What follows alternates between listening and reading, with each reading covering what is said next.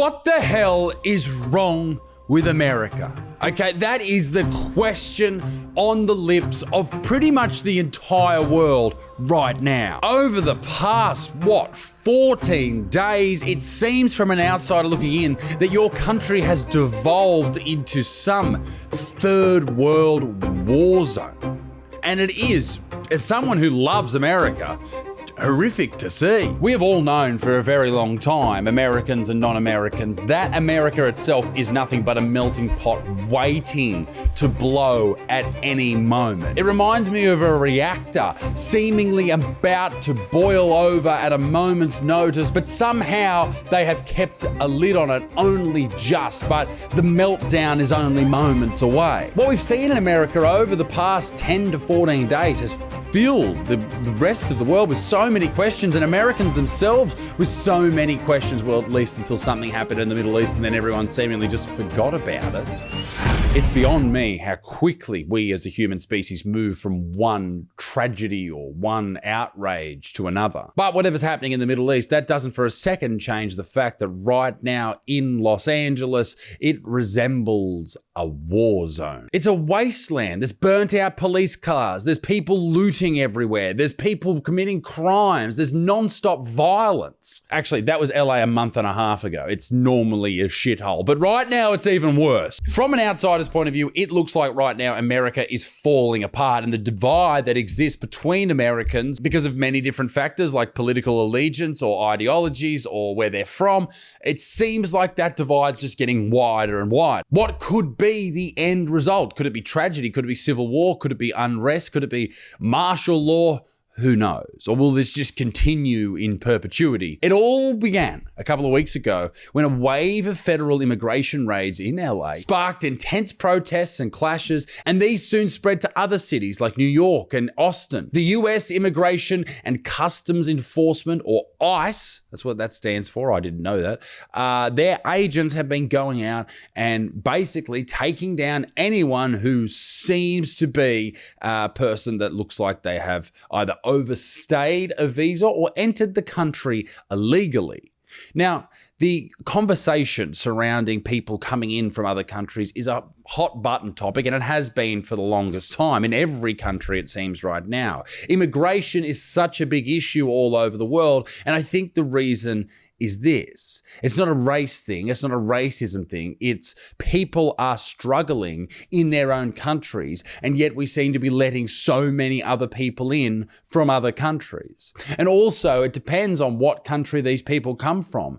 I think the more perhaps nervous we would be about people entering from that country because maybe it's war-torn or maybe there's more criminals there per capita than somewhere else, the easier it is for them to get in to the countries that we live in. And I think that so many people do it so tough in these first world countries, if we can still call them that, that when we see others come in and they get handouts and they get looked after and they get housing and they get money, we go, hang on, well, what about all the people doing it tough here? What about the people who are living on the street? What about the kids that have no money? Like, what are we doing for each other? And this is not a race thing. This has got nothing to do with the color of someone's skin. It comes down to who was born in that country. In Australia, we have, obviously, like any other country, we have people of all different colors and ethnicities that are born here. And it should be those people that are the number one priority of the government, not people who are born elsewhere. We need to look after our own people, be they brown, black, white, whatever, before we look after others. That's what we should absolutely be doing. And I think that's what a lot of people seem to want to be able to say, but they're too afraid to say that because they don't want to be called racist. This is not to do with race. That's my thinking anyway. Maybe the ICE raids are different. I think what a lot of people have been missing when they have been covering this story all over the globe is this is what the majority of Americans voted for. They wanted the current president to go in there and remove illegal immigrants from their country. And I think that people do not understand, unless you live in one of these states, what type of effect it has on the economy, the crime rate, and the safety of your own people. Because yes, obviously there are beautiful people who enter the US illegally over the border trying to find a better life, trying to survive. But there's also a fuck ton of crazy people. And it all comes down to having a better control over the people that enter your country. If you're just letting everyone and anyone in, then you're going to let in the great people alongside the fucking criminally insane. And you can't do that. It's too dangerous to your people. I think we're all very familiar with this idea that Donald Trump, the current president in the United States, is a vicious, angry orange creature who all he does is oversee a government that's just trying to throw people out and remove people who he sees as illegal. But the fact of the matter is this, and I think people need to be reminded of this. In his first term, he only removed, 937,000 people? Am I right? That's a pretty good guess. 935,000 illegal immigrants. I was close. But in Barack Obama's two successive presidencies, he removed 3.2 million people over 8 years. That was enough to earn him the nickname Deporter in Chief.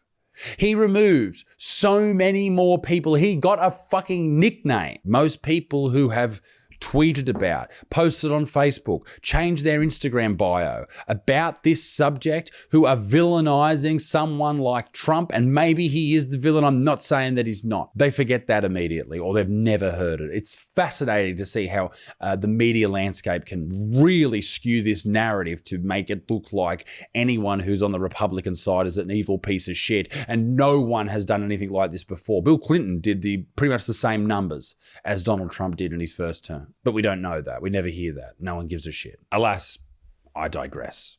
June the 5th this year, that's when this all really kicked off. ICE agents mounted dramatic workplace raids in Los Angeles, including a showdown in the downtown garment district, and then a chase through a Home Depot parking lot. And there's videos of these agents in riot gear detaining workers whilst there were community members shouting at them and throwing eggs and all this crazy stuff. On that first day, around about 44 people were arrested, and a lot of those people were charged with harboring illegal immigrants. The vast majority of people in America wanted this to happen. This was a big promise from the Republicans in the last presidential race.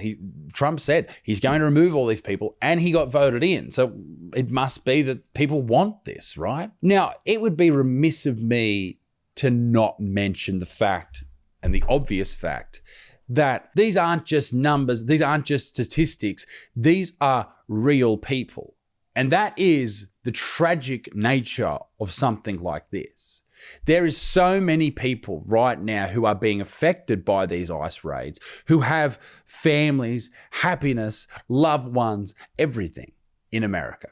And when you walk up to someone as an ICE agent on the street and lock them up and remove them and deport them, that's a whole tragic case. But it should never have got to this in the first place. Should it? People have been entering America illegally over the border from Mexico for what? Who knows? Forever, right? But over the last few years, it has stepped up by an outrageous number. It is dramatic if you look at the graphs of how high the increase went after Donald Trump's last term into Joe Biden's first and only term when it comes to boarding crossings and people coming in. It was crazy the amount of people that were coming in, and all these people were being shipped off to different parts of the country. They would be putting into 5-star hotels in New York, and they'll be giving money and mobile phones and, best of luck. And that's nice. It seems like a nice thing to do, but you don't know who these people are. These are undocumented people. You have no idea where they've come from or what they're doing. Now, obviously, as I said just before, not everyone who enters the United States illegally is a hardened, horrible criminal, but some are. And that is the whole point of having borders and customs and checks and balances to stop these fucking insane people coming into your country. There's already enough people naturally in your own country as is. So obviously, removing people is horrible and it's not nice, but is it a necessity? Maybe. It depends. I don't have the figures on what the crime rates have done. I don't have the figures on how much it costs particular governments to look after all of these people or what it does to local communities. What I do know is the United States had around 11 million undocumented arrivals during the years of, I think, 2019 up until about 2024. 11 million. That's half the population of the country I live in. That's a lot of people to overflow social housing or the hospitals or jails or the food supply. That's a lot of people. But to argue against my own point that yes, something probably should be done, there needs to be nuance here. And obviously, we need to have enough due process when it comes to people being removed from a country. We shouldn't just walk up to someone because they look like an illegal immigrant. But also, if you don't profile people, how do you find them? And I know some people will argue with me saying that, oh, well, how do you do due process with 11 million people over 5 years? Well, you have to. You can't just kick people out if you know nothing about them. During the first week of these protests, there was intimidation from protesters, fires and cars destroyed, projectiles thrown at police. And I think everybody was thinking to themselves, shit, I hope this doesn't get out of control and spread across the country, because it could really turn America into a land of what looks like civil war very quickly. And I think maybe that's what happened with the Republicans. They sent in the National Guard and they sent in Marines because it looked like, from my point of view anyway, that Gavin Newsom, the governor of California, was probably not handling the situation as he should have. And you sat back, and what I like to do is I like to look on X or Twitter and look at live videos and look at videos that have just been uploaded, and you get a real good sense of what's happening in a war zone or in a protest or whatever. And then you look at the news on how it's reported and you go, okay, these are two vastly different things. Where is the truth?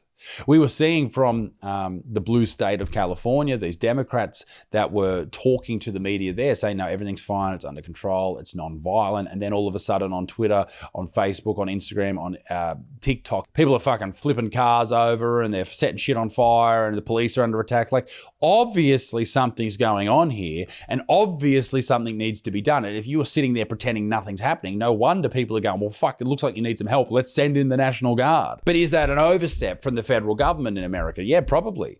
Probably it is. And maybe that is a bit concerning that the government would do that. But I like to think that we all know that government overreach is pretty much their middle name, right? What side of the political spectrum you're personally on doesn't matter. Absolute power corrupts absolutely. Doesn't matter if you're left or right. Now, when it comes to the National Guard being involved in the Marines, I'm not going to pretend I know enough about the subject, so let me know your thoughts in the comment section down below. And let me know what you think about this entire issue in the comments down below. Fast forward to the 8th of June, and President Trump escalates the federal response. He orders roughly 2,000 California National Guard soldiers and 700 US Marines to LA to, quote, support immigration agents, end quote. There's helicopters and troops appearing at all these strategic sites, and Gavin Newsom, the governor of California, basically comes out straight away and says, fuck, you can't be doing this. This is crazy. It then moves to court proceedings against the federal government, and it turns into a basically whose dick is bigger contest. On the 9th and 10th of June, tensions only increase. They are extremely high at this point. Protests continue in LA under heavy police and military watch, and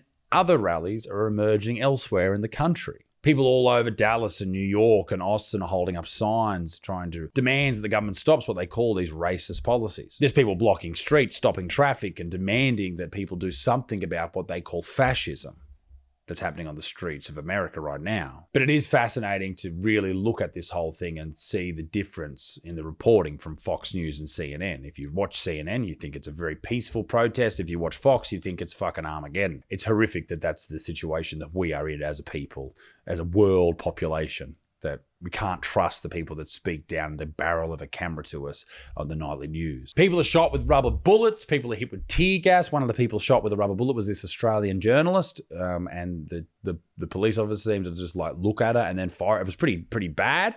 But also then the Australian media made the entire story about her, and then no one actually got to have a conversation about what was happening or why it was happening. So that was solid journalism. Well done, everyone here. There was also so many conspiracies and questions about people dropping off pallets of bricks again. There's vans turning up with placards and anti-racism slogans on it. And there's paid protesters and ads getting out there looking for people to be paid for these protests. Again, these are conspiracies. These are people's ideas and theories, but They have been proven to be correct in the past. Maybe they're correct here as well. People start these protests because they're getting paid to do it, and then normal everyday people just join in. Governor Newsom came out and basically said that this narrative that this was this giant issue was completely incorrect. He demanded the National Guard be withdrawn, and he called it unlawful. And he said we didn't have a problem until Trump got involved. Now, I disagree with you there, Gavin. It certainly looked like you had a problem. People were having their fucking cars flipped on their heads.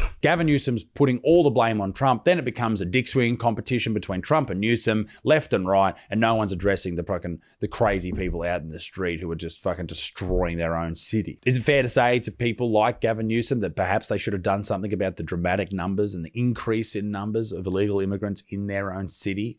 And these weren't just illegal immigrants who were coming there to work. These are people who ended up just being homeless and just being drug addicts on the street because that's all they had to do. Just becoming violent people. And not because they wanted to or not because that was their dream, but because that's the situation they ended up in, because they were being neglected by the new world that they had arrived in, that the new country that they had arrived in wasn't the country that was going to save them. They just neglected them, ignored them, and just let them rot. That's what California did. That's what a lot of states did. They're letting these people come in, and when they come in, they're getting this promise of a whole new world, and they get treated like fucking scum, like a pot of boiling rice. If you don't take it off the stove eventually, it's going to overflow, and that is what we have seen over the past 2 weeks. Until one Middle Eastern country attacks another one, and then everyone acts like nothing's happening for a couple of days. Isn't that unbelievable to watch the shift from this is Armageddon to what riots in America? Never heard of them. Look over there. It's crazy, right? Misdirection. People acting like it never happened at all. Until a couple of days later, I think just yesterday, these No King protests started happening. And then there was a shooting involving a Democratic lawmaker who had started to have more, let's say, Republican ideas shot by a person who was a part of these No King protests and had all these flyers, man, fuck me, right? Even in Britain, they were having No Kings protests. And they have a fucking king. They weren't protesting him. They were protesting Donald Trump. Are you people serious? You have a king. Fuck that sun's bright. You're getting hit from every angle. Christ. Hang on. There we go. That's better. I thought this was a really interesting tweet from a guy called Alex Michelson, who said that, yes, the 99% of the city is not in chaos. And it's important to know that about LA. And someone retweeted, I know who this guy is. He goes, 99% of the time, this guy wasn't eating people. That's very funny. Well done. Of course, some of the most outspoken people when it came to the ICE raids were influencers, because of course they were. Accidentally bought an American flag shirt today. You accidentally bought an American flag shirt today? How the fuck do you do that, dipshit? And I'm gonna go return it because I wasn't even thinking. I was just like, okay, it's cute. No, like, sorry, with what's happening in our country right now, trash. I'm not wearing that. People sound like an Instagram description, don't you think? That they just sound like they're reading off a script when they react to shit like this. People are literally getting seized and deported without the freaking due process. People getting deported without the freaking due processes? Why is this happening? I don't know. Meaning the government can literally do whatever they want. Are you putting on a voice, lady? A dictatorship? Is this like literally a dictatorship? If you were literally in a dictatorship, you wouldn't be sitting in your car going, am I literally in a dictatorship? If you're buying shit with an American flag on it, no, not right now. Wow. You buy your fucking American flags, ladies and gentlemen. If you want to celebrate your country, you do that. It's a great country. But that is the general temperature of the youth of America. They seem to be very, well, maybe that's not true. Maybe the vast majority of them are very patriotic and then they're proud of their country. And I think it's fine with what she's saying about due process, even though she said it in a dumb fucking voice. There should be due process. You can't just lock people up and kick people out with any investigation. That's crazy, all right? That's fascism. That's not good. There needs to be an appropriate course of action and time spent working out whether or not these people have committed a crime, obviously. But is that happening? I need to know. Let me know. Don't come on my page and say that people should be in this country legally. Don't fucking do it. This is ridiculous. It's inhumane. You are a human being, and don't you dare use Jesus' name or God's name in this and say that this is what he would want and pretend to be a Christian, because you're not. This is pure evil. I don't know if Jesus has an opinion on You are this. scum of the earth. These are people. These are mothers. These are fathers. These are human beings. And all you care about is where they are geographically. Shame on you. I mean, like, I don't disagree with that sentiment. Like, I just think that it's funny that you're so upset that you set up your phone and did it. Do better. Be better. Do better. I love how people say that like you're a dog. Hey, don't do that again, Fido, you little shit. You shit in the house one more time, I'm going to smack your ass. Do better. Oh, this video, this was crazy. I can't show you what happened, but he threw a bottle at a police officer and then old mate just comes in and fucking smashes him. A big brute, big hit, ladies and gentlemen. People are pissed at these protests interrupting their lives. That they've come in and this guy just fucking ooses him, bruh. Shit. I just got offered $200 a day to go protest ICE in New York. The organization was called No Kings. They said June 14th we're going to be protesting and these are the streets that you need to be on and this is what you need to do. You need to cause chaotic disruptions. Yeah, so this happened. They said that there's going to be... This happened, and this dude, whether or not it's true or not, I don't know. I have no idea. How do you work that out? He's claiming that he had people offering money to him to be a part of these protests, and apparently it was several TikTokers came out and said, listen, we're gonna pay you guys to be there and promote to your audience. That's very interesting. Pallets of like bricks and different things everywhere that protesters could use. They really want to wreak havoc. It's kind of ridiculous. Me as an American, although I need the money. Yeah, it seems to be that there is more to all of this, don't you think? That someone's benefiting from having the shit hit the fan. Surely there has to be more to it. And then there was this incredible compilation of videos that someone put together. I think it was Culture War on X.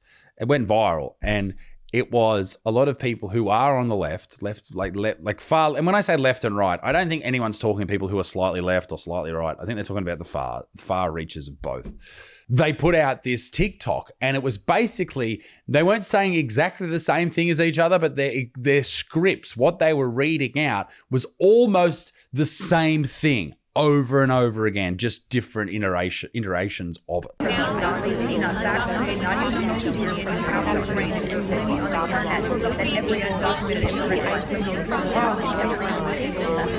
So yeah, you got to start asking questions. When you see all of these things that seem like people are brainwashed, who is right?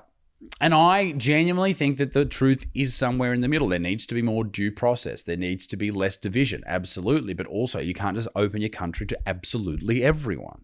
The truth lies in the middle. That then brings up a question of who we should and shouldn't let into our countries. And the reason I bring this up is because Australia just last week declined the visa of an American citizen who was pro a country that rhymes with Lizrael. If you can guess it, well done. Now, one of the main reasons you might be denied a visa into Australia is because of your character, criminal history, associations with extremist groups. If this person is risking public hatred towards a group or something, like they're promoting division or hatred or violence, or if they do something post-immigrating into a country or visiting a country. There's also health concerns. There's also failure to meet visa requirements and security risks, public interest criterias. Oh, this is an interesting one. If they're not morally or culturally compatible with Australia, they won't get let in. Now, the guy that I'm talking about here is a dude by the name of Hillel Forough, an American, Israeli, born tech entrepreneur and pro-Israel commentator.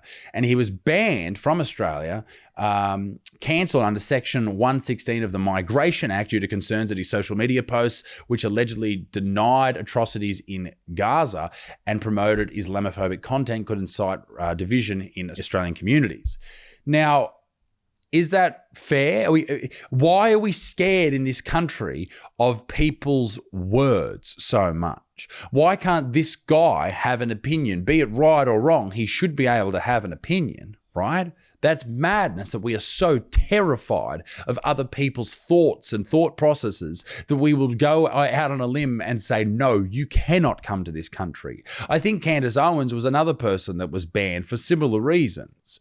You just can't come. When we say that we are a country in Australia who accepts all people, shouldn't we accept people that we disagree with, maybe? Like, isn't that a normal thing to do? Even if you disagree with what this bloke or Candace or any of these people say or do, that's fine. But should they be kept thousands of miles or kilometers away from you just because you disagree with them? That's crazy. That's not the real world. Grow up. It's so strange to see that these type of people are not okay and not allowed, but you can be as anti-Semitic as you want and you get welcomed with open arms.